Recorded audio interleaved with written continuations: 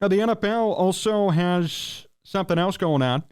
So, NFL draft is going on, Pro Bowl, Super Bowl coming up, which we're going to get to Wednesday night. Big Super Bowl preview, so you want to tune into that show. But interesting article I saw this morning, and there was some reaction from former NFL players in this too. The NFL wants to ban hip drop tackles. So, tackles where the running back's running, and a defender is going to be behind the running back trying to take him down from behind, usually with his legs. And, the whole criticism is it could hurt their ankles, running backs. Richard Sherman, potentially a future Hall of Famer, said this: a desperation wrap-up trying to prevent a ball carrier from gaining extra yards. That's what this tackle is. There isn't one player saying, quote, hey, I'm about to drop my weight on his ankle when I tackle him. Defense is hard enough with the rules about roughing the QB and interference. This would be overkill. NFL's chief medical officer, Dr. Alan Sills, said the league will have a very active off-season conversation about the maneuver. Welcome to more rule changes and more differences that are going to be coming into the game. Look, I'm all for player safety. I'm all for people not getting hurt because at the end of the day, not only are we talking about a human life, but actually we're talking about an on-the-field product, a marketing product for the NFL. If you have tons of backups playing like we saw week 18, week 17, nobody's going to tune in. But even more than that, we're talking about human beings' lives. I'm all for helping people. All for making sure people are safe. But at this point, what the hell is a defender supposed to do? How is he supposed to make a play? So you can't have your weight land on the quarterback already. You can't even shove him out of bounds if you wanted to a little bit. Same for a running back. It's going to be unnecessary roughness. But now the running back's running away from you. You're trying to dive and make a tackle to stop him from getting a first down or going all the way to the end zone. It could be a penalty. It could be illegal, an illegal hit. When will this end, people? When will this end? This past weekend, the Pro Bowl just went through. Skills competition and a flag football game. That's the competition at the end of the day, a flag football game. 5-year-olds could go play flag football. We're watching pros now do a skills competition and a flag football game. We're watching pros in real games during the regular season, during the playoffs now, who could be penalized for tackling a running back, running away from them, trying to get to the end zone or get a first down. This game is becoming so offensively focused and offensive heavy that there is no art to defense anymore. And that's all sports, really, but especially if this rule were to come into place. How are you supposed to tackle a running back? How are you supposed to tackle anybody? Wide receiver, quarterback even, running quarterback. How are you supposed to do it now if this rule were to come into effect? This is completely against the spirit of the game.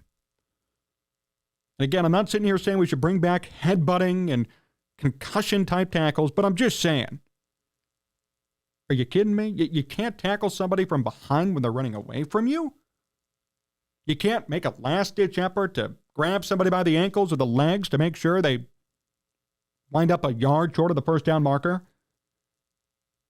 I mean, what is this?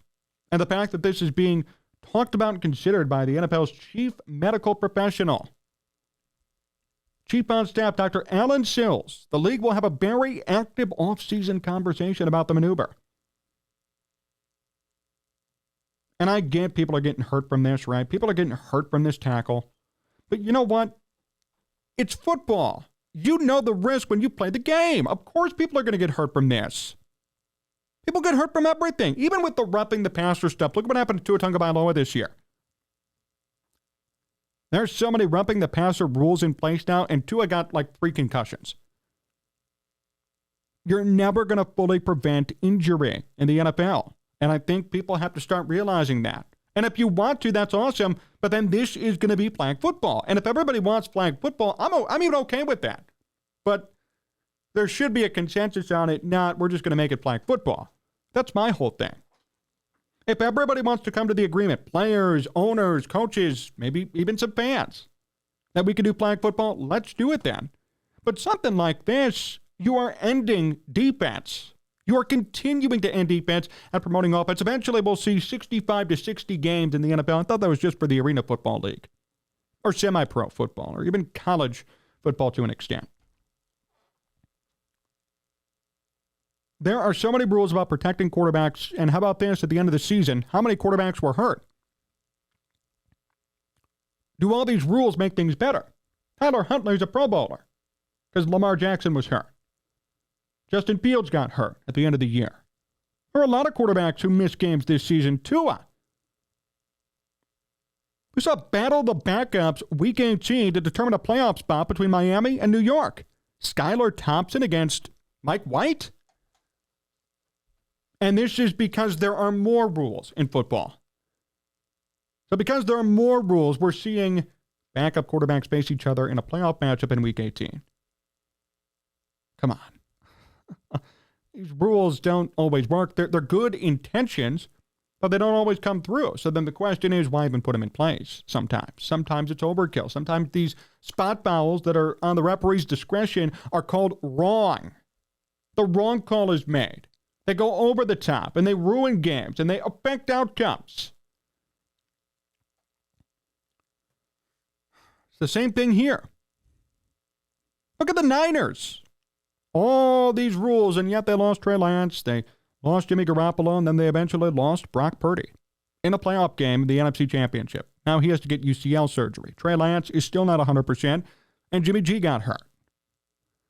3 quality NFL quarterbacks all getting hurt, and all these rules are still in place. So what makes this rule being added, what makes this more safe for NFL players? At the end of the day, people are still going to get hurt because you can't get rid of natural instinct. Players are going to tackle. Every player knows when the running back's getting away from them and they're inching towards a first down, inching towards the goal line, you got to do everything you can to tackle them. You're going to put your body on the line. You're going to make a diving tackle, moving forward to try and make the play. And if it hurts somebody, it hurts someone. But the tackle has to be made. Defenders know it. So a rule like this is only going to cause more confusion, and I guarantee you this, and I'm going to say it right now on this program. If this rule is implemented, trust me, there will be a couple of games next year in which finalities are decided by this penalty. We're going to see games, fourth quarter, 2 minutes to go, someone's going to make the wrong tackle, like this, penalty 15 yards, team's going to get in the field goal range or score a touchdown to win. I guarantee you right now, if this rule is put into place, it will affect game outcomes. Like all the other ones already do. This is only going to lead to more contention, more arguments, and more problems for football, for fans, for players, everybody. Mainly for defenders. That's why. That's what's going to happen. I'm telling you right now. We saw it in the playoffs this year.